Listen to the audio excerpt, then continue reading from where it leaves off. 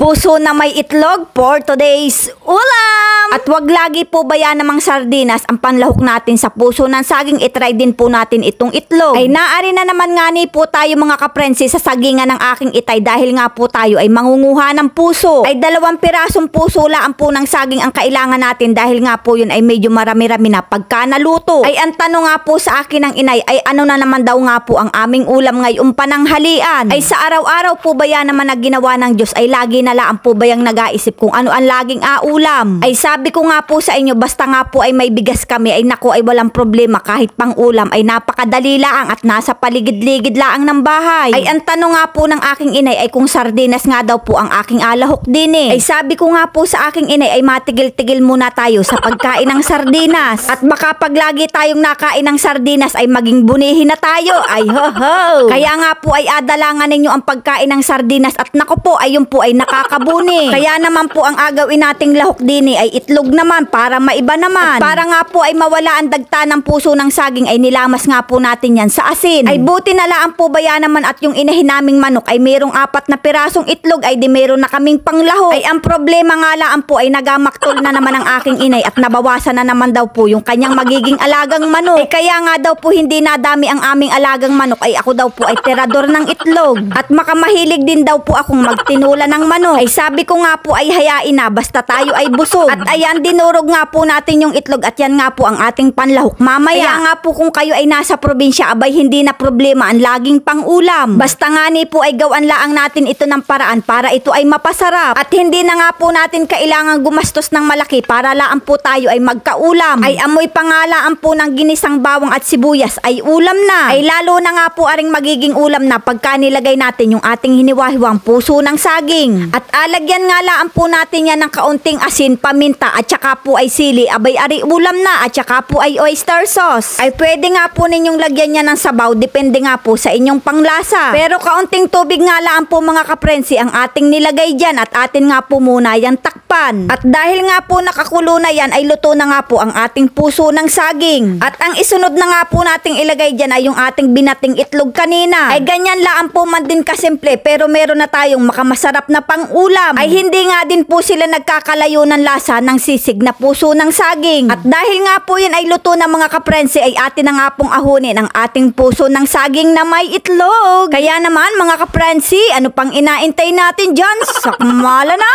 Ay sabi nga po ng aking inay ay ayos din naman aring mga padali mong ari. Kahit ganari nga laang daw po kasimple ang aming ulam ay talaga naman pong makamalasa. Kaya naman mga kaprensi, kung naibigan nyo nga po aring video yung ari, palike and share na lang po. Maraming salamat!